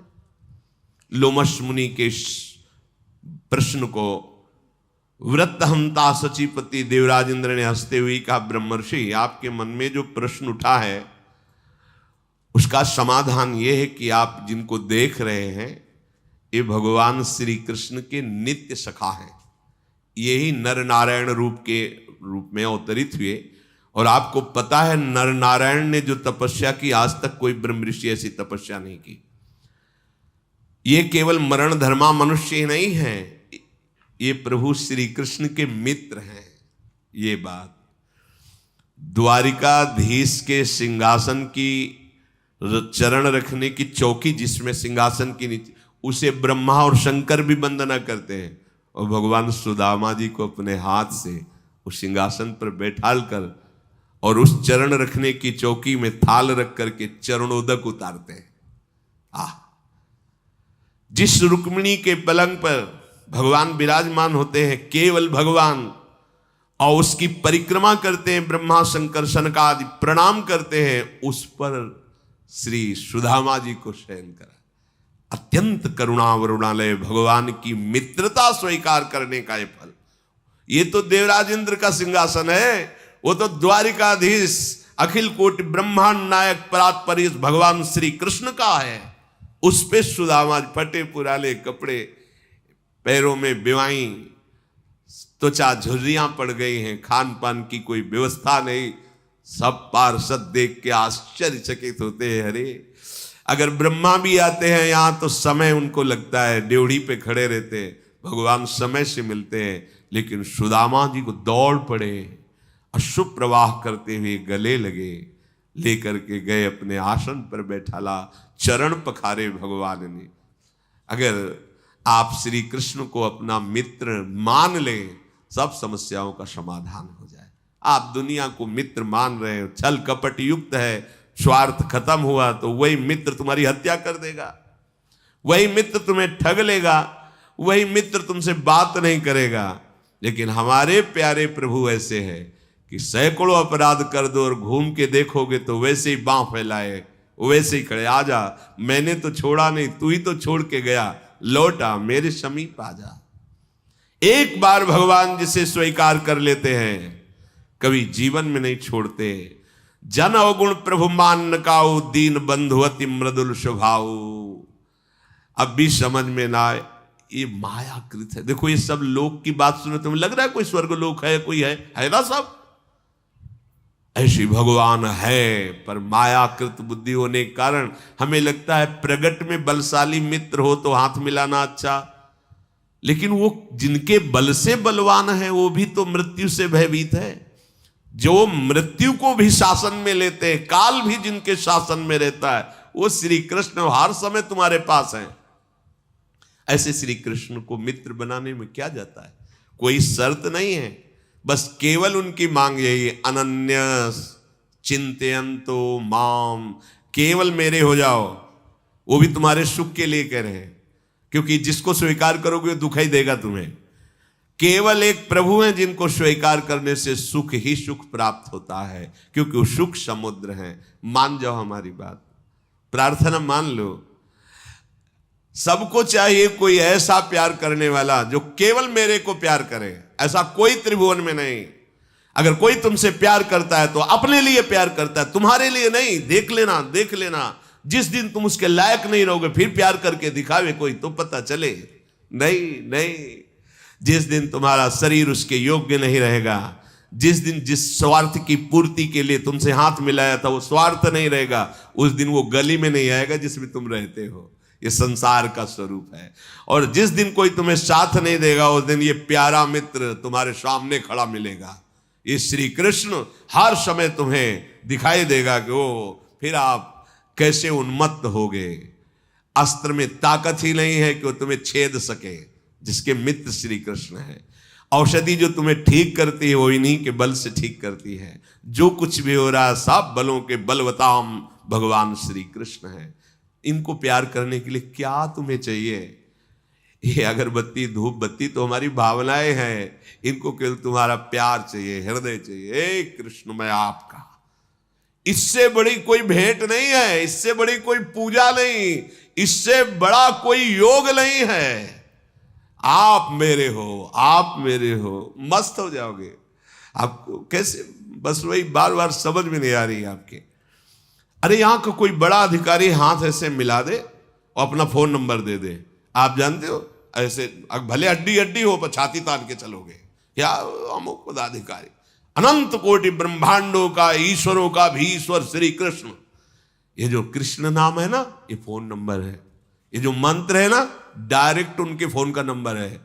मिला ही नहीं रहे, पड़े हो संसारिक फोन नंबर मिला रहे तो कैसे मिलेगा? जो मंत्र मिला है निज मंत्र, शरणागत मंत्र, जानते हो, सीधे फोन नंबर है, सीधे आप जब के तो देखो तुम्हारे सामने वो होंगे, बात करो उनसे।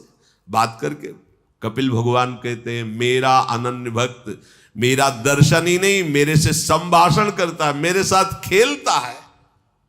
आप विश्वास मानो, भगवान है और वो खेलेंगे। ऐसा नहीं है कि वो दूर है। जो ऐसा मानते हो वो मान रहे होंगे, हर पल हर क्षण, बस इतना ही कह रहे, हर पल हर क्षण प्यार ही प्यार, दुलार ही दुलार। तभी हम कहते मान लो, तुम मानने से बात बन जाएगी, तुम जान जाओगे, तुम देख लोगे, तुम्हारे पास है। प्रतिपल प्रियाजू की कृपा का प्रवाह बह रहा है, प्रवाह बह रहा है। ये बहुत तुच्छ चीज है ये शरीर, ये भोग सामग्री, बहुत घटिया बात है जिसमें हम फंसे हुए ना। बहुत घटिया लगेगा जब तुम थोड़ा ऊंचाई पर बढ़ोगे। एक प्राण करोड़ों प्राण न्यौछावर करना, ऐसे लगेगा ये। अरे संसारिक प्यार में लोग प्राण भी न्यौछावर कर देते, फिर प्रियालाल के प्यार में ये पार्थिव प्राणों की क्या बात है? इनको स्वीकार कर लो। ये हम नहीं कि आप घर बार त्याग, इनको डाल लो। जो तुम कर रहे हो ना, उनमें इनको भी डाल लो, बीच में थोड़ा इनको भी। भाई होता है कि हम ये व्यापार कर रहे हैं, बोले साइड में एक व्यापार और डाल लो ना, उसमें घाटा होगा तो ये तो पूर्ति हो जाओ। इसमें घाटा है नहीं, इस व्यापार में मुनाफा ही मुनाफा। एक बार कृष्ण कहोगे, अविनाशी नाम है, ये समस्त पापों को भस्म करके तुम्हारी सदगति करेगा। बड़े बड़े हिसाब किताब करने वाले कलम रखे रह जाएंगे कि कृष्ण नाम का फल दें तो क्या दें। डाल लो थोड़ा व्यापार, ये भी डाल लो। आप जो कर रहे हो करो, जैसे रह रहे हो रहो, बीच में राधा नाम का व्यापार डाल लो। परम धन राधा नाम क्या जाता है? हम कह रहे ना तुम माला से करो, ना चंदन लगाओ, कुछ ना करो, उठते बैठते 10-20 बार बोल दो राधा राधा राधा, फिर देख लेना ये 10-20 बार ही तुम्हें घसीट ले जाएगा परम पद में। परम पद में बड़ी महिमा है। ये हम केवल गान ही नहीं कर रहे, हमारे महापुरुषों ने, गुरुजनों ने अनुभव की है, और उन्हीं की कृपा से जो कुछ छाती में आ रहा है वो हम तुम्हें बता रहे हैं। कितना बड़ा बल उर्वशी आकर्षण कर रही, और अर्जुन अपनी स्थिति में, मतलब ये छोटी मोटी बात नहीं, ये केवल कृष्ण कृपा ही, केवल कृष्ण कृपा। देवता महर्षि कोई भी इतना सामर्थ्यशाली नहीं। लोमस जी से देवराज इंद्र कह रहे हैं जैसे अर्जुन सामर्थ्यशाली, क्योंकि इनकी सामर्थ्य श्री कृष्ण है। ये बात जैसे कई बार आपको सत्संग में बताया है कि हमारी प्रियाजू की सखियों की चरण वंदना श्री लालजू महाराज करते हैं। सखियों, अनंत ब्रह्मांडों के स्वामी, अनंत जीवों के अंशी भगवान किसी को, तो आप कह लोगे कि बहुत अत्युक्त है। नहीं, ये अलंकार पूर्ण वचन नहीं है। जैसे देवराज इंद्र कह रहे हैं कि कोई भी ऋषि महात्मा इनके समान बलवान नहीं, क्योंकि श्री कृष्ण इनके बल हैं। तो सखियों के बल कौन है? हाँ, मेरे बल सी वृंदावन रानी, जाहि निरंतर सेवत मोहन, बन विनोद सुखदानी, मेरे बल। तो श्री जी की सखियों की प्रणति लालजू किसके कारण होते हैं? उनका बल है श्री लाडलीजू महाराज। अंदर से ये हृदय की बात है, स्वामी जी के चरणों का आश्रय। ये हर चरित्र से आपको बल मिलेगा, शिक्षा मिलेगी। देवराज इंद्र लोमस ऋषि जी नीचे बैठे हैं, अर्जुन इंद्र के इंद्रासन पर आधे भाग में बैठे हैं। तब के जानते हो इनका बल क्या है? श्री कृष्ण। सबका बल तपस्या, इनका बल अपबल, तपबल और बाहुबल। चौथो बल है दाम, सूर किशोर कृपाते सब बल, हारे को हरिनाम। ये सब बल है, ये हरिनाम जपते हैं। ऐसे रोम रोम से कृष्ण कृष्ण निकलता रहता है अर्जुन के, और हृदय तो कृष्ण में है ही। इन दिनों निवात कवच नाम से प्रसिद्ध बहुत उद्दंड असुरगण बढ़ रहे हैं। हम अर्जुन के द्वारा उनका नाश करवाएंगे, लोमस ऋषि से देवराज इंद्र कह रहे हैं। ये महाबली भयंकर स्वरूप धारण करके अर्जुन जब गांडीव पर प्रत्यंचा चढ़ा लेंगे तो कोई इनके सामने टिकेगा नहीं, क्योंकि सब दिव्यास्त्रों से युक्त हो गए हैं। भगवान श्री कृष्ण से अगर प्रार्थना करूं तो केवल दृष्टि डाल दे तो निवात कवच नाम के राक्षस नष्ट हो जाएंगे, पर जब उनके मित्र अर्जुन मिल गए हैं तो उनसे प्रार्थना करने की आवश्यकता नहीं है। इतने छोटे कार्य के लिए मधुसूदन भगवान को सूचना देने की जरूरत नहीं। ये शूरवीर अर्जुन अकेले ही निवात कवचों का संहार करेंगे। मैं आपसे एक प्रार्थना करता हूं, लोमस जी से देवराज इंद्र ने कहा, आप प्राय भ्रमण करते रहते, तो भ्रमण करते हुए काम्यक वन में इस समय युधिष्ठिर विराजमान है। आप वहां चले जाइए और वो अर्जुन की बात सुनना चाहते, कैसे 5 वर्ष हो गए हैं, तो उनको जाके बता दीजिए कि अर्जुन ने देवताओं के समस्त दिव्यास्त्रों को प्राप्त कर लिया है और नृत्य वाद्य गीत जो पृथ्वी लोक में नहीं है वो सब पारंगत चित्रसेन गंधर्व के द्वारा इनको कर दिया गया है। शत्रुदमन, आप अभी जो समय वनवास का बकाया है तीर्थयाटन करो, समय आने पर अर्जुन तुम्हारे पास पहुंच जाएंगे, वो बहुत सुखपूर्वक हैं। ऐसी सूचना देवराज इंद्र ने लोमस जी को देने की कही कि आप जाकर के जहां युधिष्ठिर आदि विराजमान हैं वहां उनको दीजिए।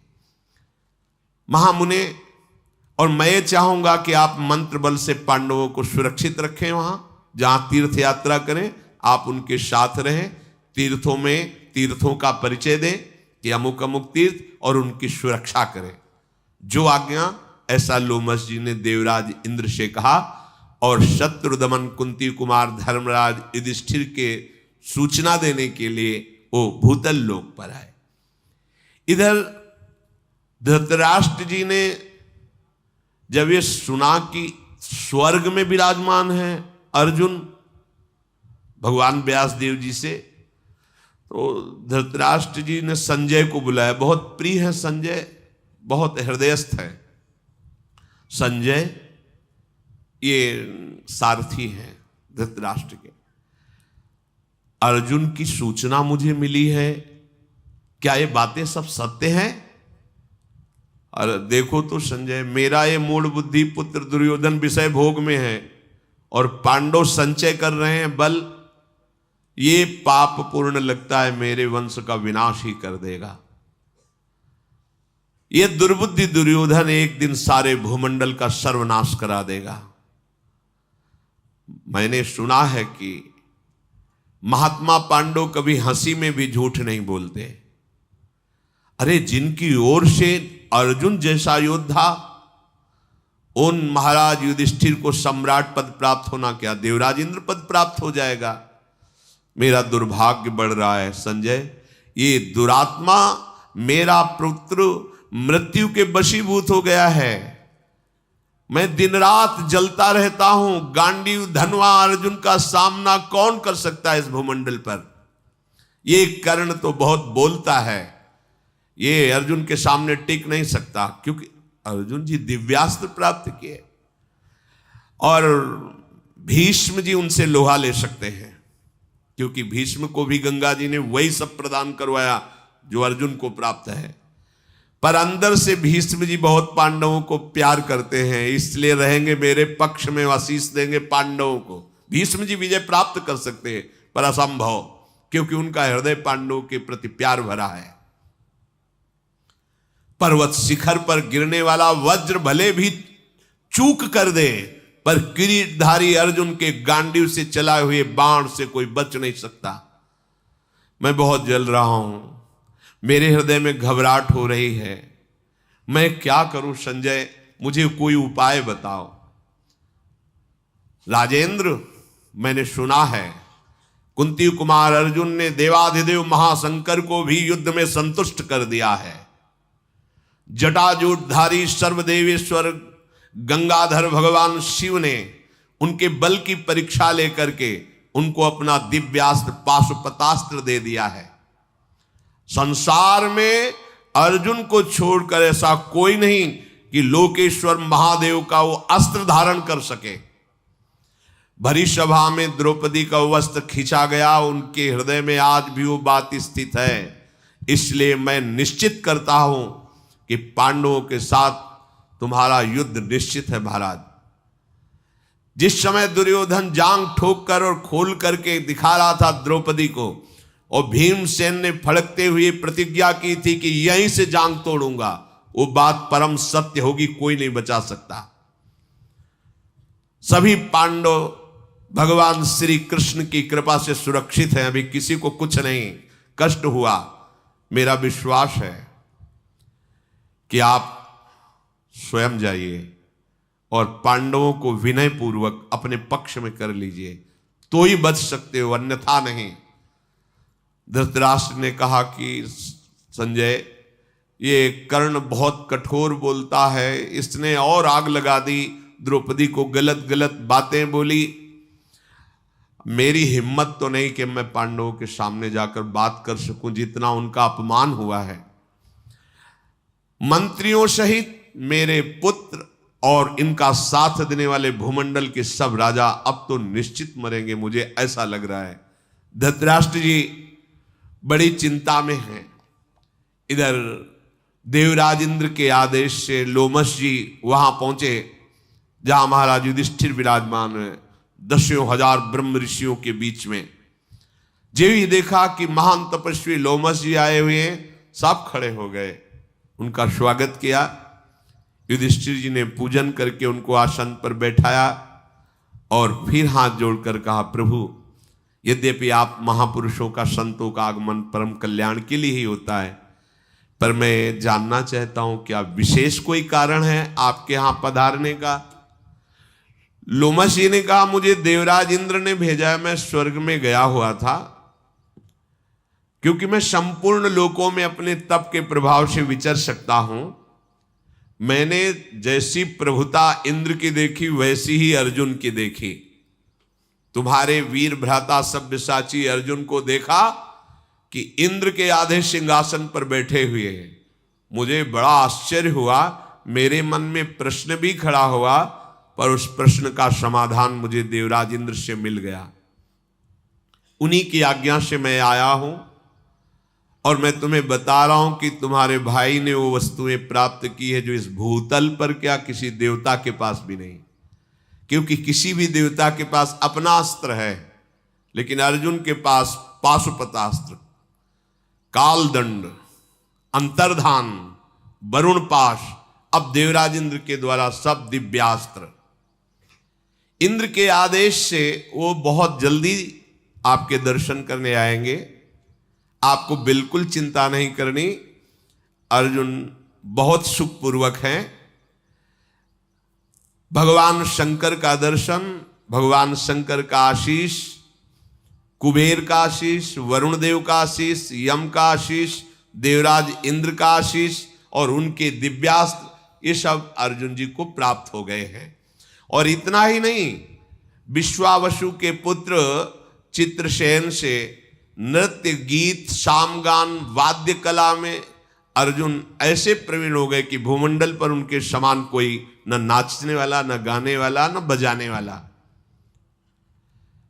उन्होंने मुझे कहा था कि जब आप मनुष्य लोक जाना तो ये सूचना दे देना कि अब आपको आगे तीर्थ यात्रा करनी चाहिए, और हमें आदेश किया है कि मैं मंत्रों द्वारा आपकी सुरक्षा करूं और तीर्थों का परिचय प्रदान करूं। लोमश जी की आज्ञा से श्री युधिष्ठिर जी का मन बहुत प्रसन्न हुआ और कहा, अब आगे आप जिस तीर्थ की यात्रा कहें मैं कहूं। लोमश जी उनको विभिन्न तीर्थों में ले जाते हुए नैमिषारण्य तीर्थ में लाए। वहां गोमती के पुण्य तीर्थों में स्नान कराया, और जो ब्राह्मण जन थे, बटलोई प्राप्त थी ही सूर्य के द्वारा, जो भोजन चाहो तत्काल तैयार हो जाए, जितने का चाहो उतने का, बस केवल द्रौपदी जी ना पावे। द्रौपदी जी ने जहां पाया फिर बटलोई से कुछ नहीं प्रकट होगा।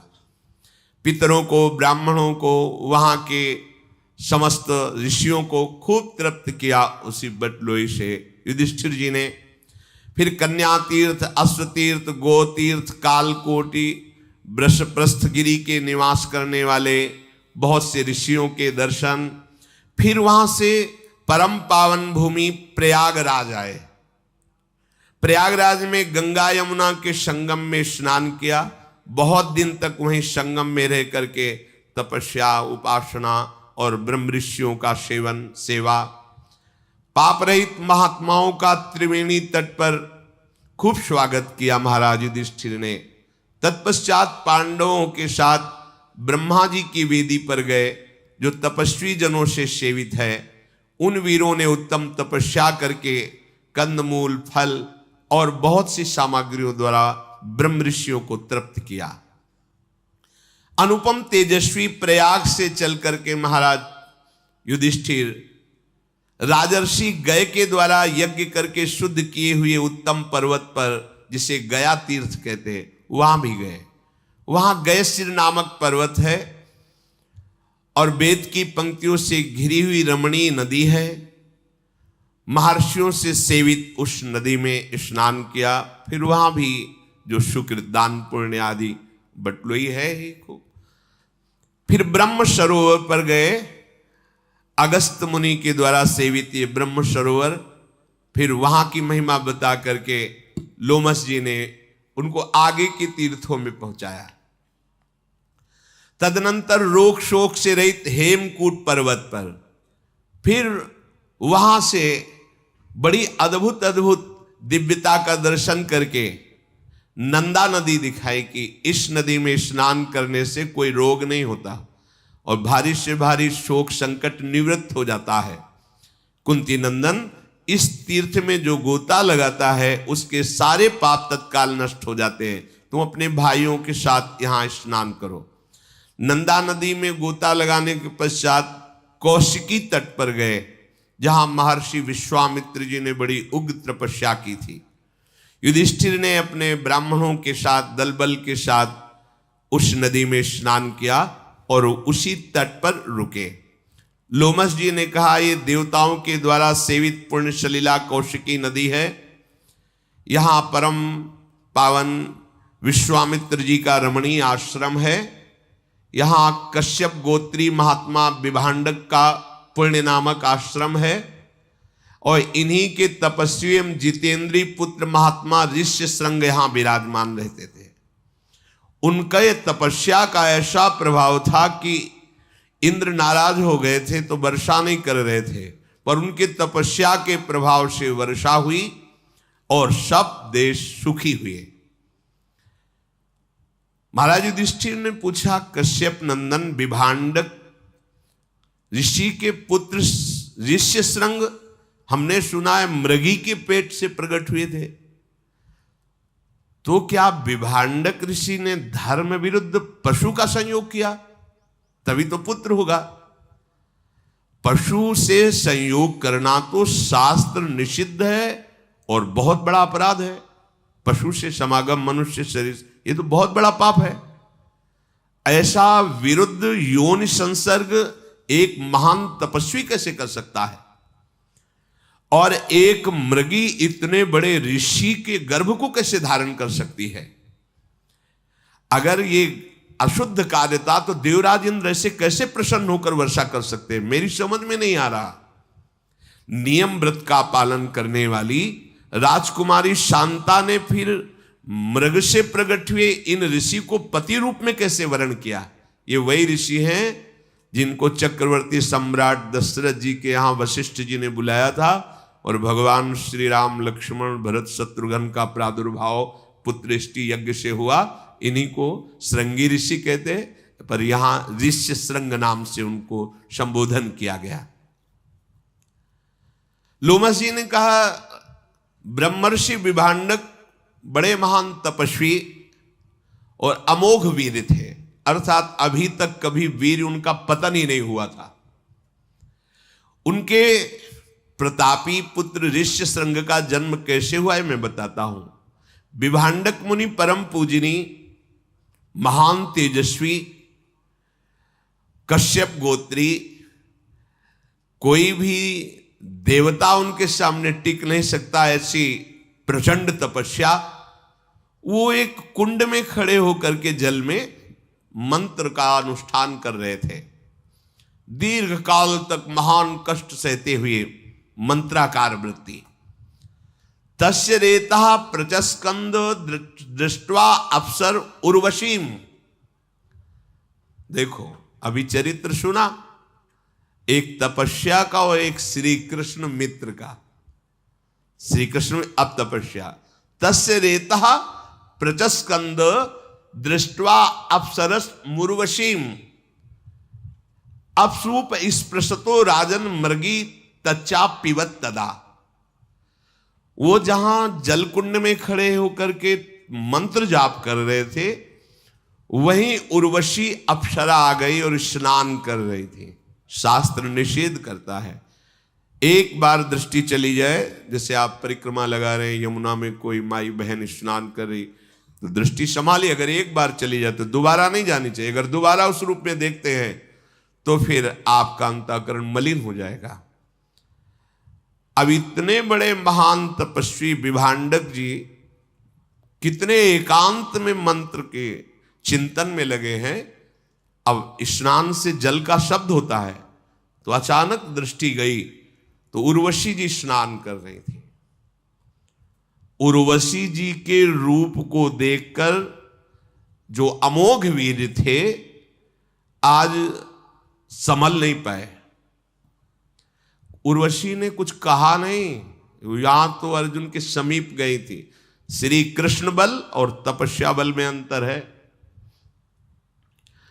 उनका वो अमोघ वीर इतना मन व्यथित हुआ, कुछ छुआ नहीं, कुछ नहीं कि उर्वशी को जाके स्पर्श, कुछ नहीं, केवल दृश्य देखा, मन विचलित हो गया। तो एक मनोवाह नाड़ी, अगर मन विचलित हो गया तो मनोवाह नाड़ी स्थित ब्रह्मचर्य को भी स्खलित कर देती है।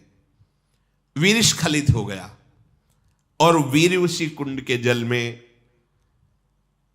और वो लहरों से किनारे आ गया। इतने में एक मृगी प्यास से व्याकुल थी, तो जो जल पिया तो एक देव कन्या थी। लोक सृष्टा भगवान ब्रह्मा जी ने उसको अपराध विमोचन के लिए कहा था। किसी अपराध से किसी मुनि का अपराध कर दिया था, तो ये मृगी का उन्होंने श्राप दे दिया था। तो उन्होंने कहा था, जब तुमसे एक ब्रह्म ऋषि का वीर्य तुम्हारे उदर में जाएगा और एक ब्रह्म ऋषि ही प्रकट होगा, तो तुम मृग योनि से मुक्त हो जाओगी। तो वास्तविक ये देव कन्या थी। ब्रह्मा जी की वाणी अमोघ है, दैव का विधान अमोघ है। उसके उदर में वीर्य गया और ये श्रृंग, एक सींग, बालक प्रकट हुआ। अब वहीं आसपास रहते, तो जब बालक को देखा तो विभांडक ऋषि ने ध्यान के द्वारा देखा, ये तो मेरा ही बालक है, मेरे ही। तपस्या में संलग्न रहने वाले वनवासी श्री विभांडक ऋषि ने ऋष्य श्रृंग को अपने पास दुलार प्यार करके पालन पोषण करने लगे। एक सींग होने के कारण उन्हें श्रृंगी ऋषि, ऋष्य श्रृंग कहा गया। उन्होंने जीवन में ना तो कभी किसी स्त्री को देखा था, ना कभी किसी पुरुष को, केवल अपने पिता को देखा था बस। और वो मृगी जन्म देकर ही पधार गई थी, इसलिए उनका स्वाभाविक ब्रह्मचर्य था, कोई चिंतन ही नहीं था। चक्रवर्ती सम्राट महाराजा दशरथ जी के मित्र थे लोमपाद, अंग देश के राजा। इन दोनों में यह हुआ था, जिसके पहले संतान होगी वो एक दूसरे को देगा। तो महाराज दशरथ के शांता नाम की कन्या हुई थी, जो इन लोमपाद अंग देश के राजा को उन्होंने दी थी। इनके स्वभाव में थोड़ा सा रुद्र भाव आ गया था, तो ब्रह्म ऋषियों से उन्होंने कटु व्यवहार कर दिया। वो नाराज होकर इनके यहां से चले गए। ये अपराध के कारण पूरे देश में वर्षा होनी बंद हो गई। देखो, जब धर्म का और भजन करने वालों का, सतशास्त्रों का अपमान होता है तो किसी और को दंड देने की जरूरत नहीं, प्रकृति दंड देने लगती है। फसल पक्की खड़ी है, ओले और पानी गिर गए, नष्ट हो गया। जब पानी की जरूरत है तो सूखा है, और जब पानी की जरूरत नहीं तो पानी, उल्टा प्रकृति दंड देने लगती है। अब इनके यहां वर्षा ही नहीं हुई, अब तो घबरा गए, बहुत भयभीत हुए और ब्राह्मणों को एकत्रित किया और पूछा कि मेरे से क्या अपराध बन गया। तो उनमें से एक श्रेष्ठ महर्षि खड़े हुए, उनका, राजेंद्र, ये जो वर्षा नहीं हो रही, तुमने ब्राह्मणों का अपमान, ब्रह्म ऋषियों का किया, जब तक तुम प्रायश्चित नहीं करोगे तुम्हारे यहां वर्षा नहीं होगी। हाथ जोड़कर कहा कि महाराज, अनजाने में या राज भाव के अभिमान में कोई गलती हो गई तो आप ऋषियों को क्षमा करना चाहिए। मेरे अपराध के कारण सारी प्रजा भूखी मरे, आप सब दयालु हो। तो उनका इस समय तपस्या में सबसे बढ़ चढ़ करके विभांडक ऋषि के पुत्र श्रृंगी ऋषि, ऋषि श्रृंग हैं, उन्होंने आज तक कभी स्त्री देखा नहीं है। यदि आप उनको किसी भी तरह सम्मान पूर्वक लाओ और अपने सिंहासन पर विराजमान करो, अभी वर्षा हो जाएगी, दूसरा कोई उपाय नहीं। राजा लोमपाद ब्राह्मणों के चरणों में बार बार प्रणाम करके अपनी राजधानी में आए और विचार किया कि ऐसे महातपस्वी को कैसे लाया जा सकता है। राजा, मंत्री और ब्राह्मणों से सलाह की कि क्या उपाय हो सकता है। तो उनमें एक बहुत प्रवीण मंत्री ने कहा कि अगर कोई चतुर युवती उनके पास जाए, उन्होंने कभी स्त्री नहीं देखा, और फंसा करके आपके सिंहासन तक ले आवे तो वर्षा हो जाएगी। राजा ने अपने दरबार की प्रधान वैश्या को बुलाया, वो बहुत वयोवृद्ध थी और उसके शासन में शास्त्रों 9 युवतियां राज सेवा में नृत्य, वाद्य, गान, कला आदि की। उन बुलाकर कहा कि देखो, तुम प्रवीण हो और सबके सुख के लिए तुम्हें जाना होगा और इस संग को लुभायमान करके हमारे राज्य शासन में प्रवेश कराओ और सिंहासन में बैठा लो। वैश्याओं का रंग फीका पड़ गया, मूर्छित सी होने लगी। उनका, महाराज तुम्हें पता है, अगर थोड़ी भी त्रुटि हो गई तो भस्म कर देंगे। तपस्या के धनी उनके पिता विभांडक और स्वयं वो, और अगर मैं ना करती हूं तो आप मुझे मृत्यु दंड देंगे।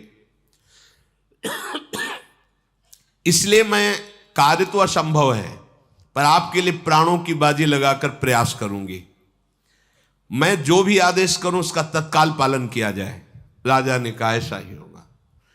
मुनि कुमार को लुभायमान करने के लिए तुरंत एक आश्रम की रचना की जाए नाव पे, 4 योजन, 1 योजन का मतलब 4 कोस, मतलब 16 कोस की नाव, और उसमें कृत्रिम आश्रम, कृत्रिम वृक्ष, कृत्रिम फल, लताएं, देखने में ऐसा नहीं लगना चाहिए कि कृत्रिम है, उसकी रचना करवाए। वो तो राजा है, आदेश हुआ, 16 कोस की नाव, ऋषियों के आश्रम, और ऋषि कौन, सब नवयुवती वैश्याएं, वही सब अपने श्रृंगार में। व्यवस्था करने की आज्ञा हो गई। प्रचुर धन लगा करके सुंदर श्रृंगार युक्त आश्रम नाव में, ऐसा ना पता चले कि नाव है। अब उस बूढ़ी वैश्या के द्वारा शिक्षित जो उसकी पुत्री थी, बहुत ही चतुर, बहुत ही सुंदर थी, उस नाव को कई कोस दूर लगाया गया। राज कर्मचारी गुप्त रूप से पता लगाए कि विभांडक ऋषि आश्रम से कब बाहर जाते हैं। तो बोले हफ्ते में 1 बार निकलते हैं, पिपली, बरगदी ऐसे फल लाते हैं, कंदमूल फल, और उसी का 1 हफ्ते पाकर भजन करते हैं, फिर 1 हफ्ते जाते हैं। बड़ा ही सुंदर दिव्य तपस्या से उस आश्रम का प्रभाव था, बड़ा रमणीय था।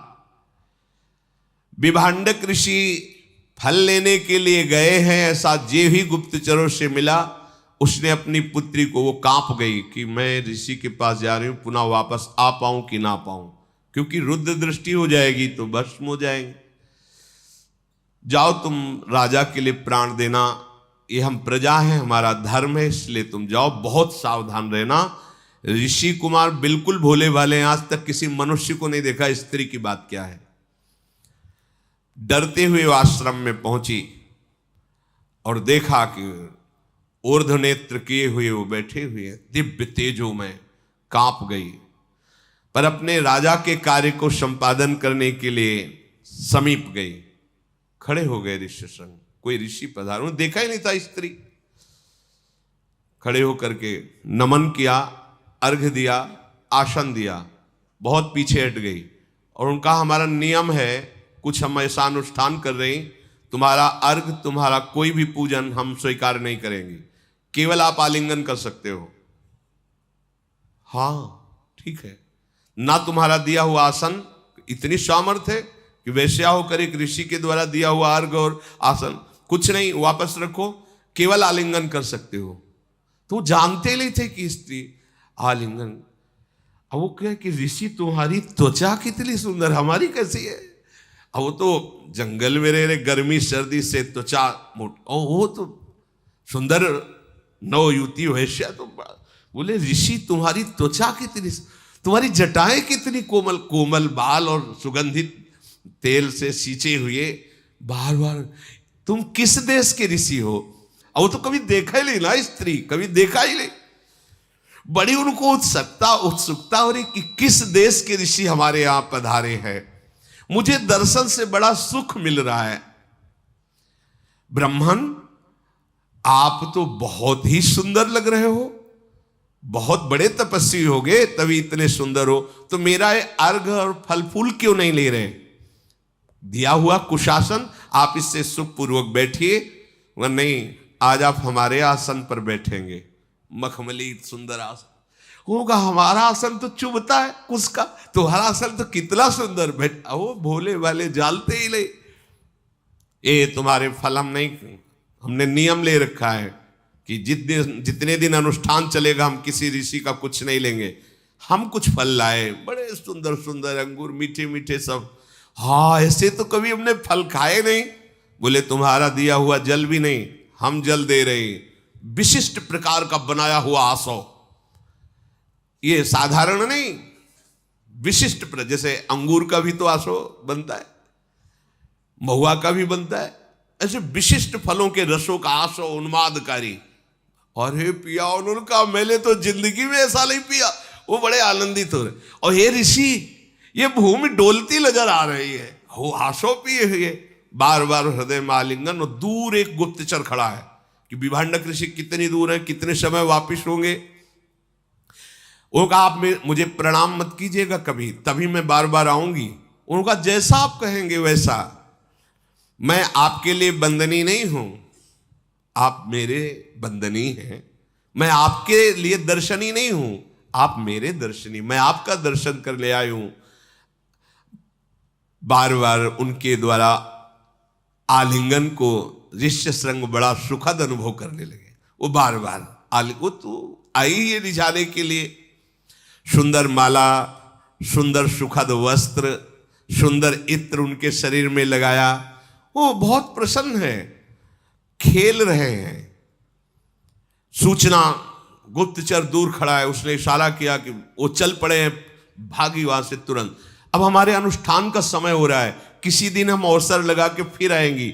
और ये बात अपने पिताजी से कहिएगा नहीं कि कोई ऋषि आए थे। ओ चलिए, अब ये तो पृथ्वी घूम रही, अब ये बैठे बस वही ऋषि चिंतन में, उस ऋषि के कपोल कैसे, उसकी जटाएं कैसी, पूरा चिंतन। चलो आगे फिर चाहिए तो अखंड हरि अनंत हरि कथा। श्री राधा वल्लभ लाल की।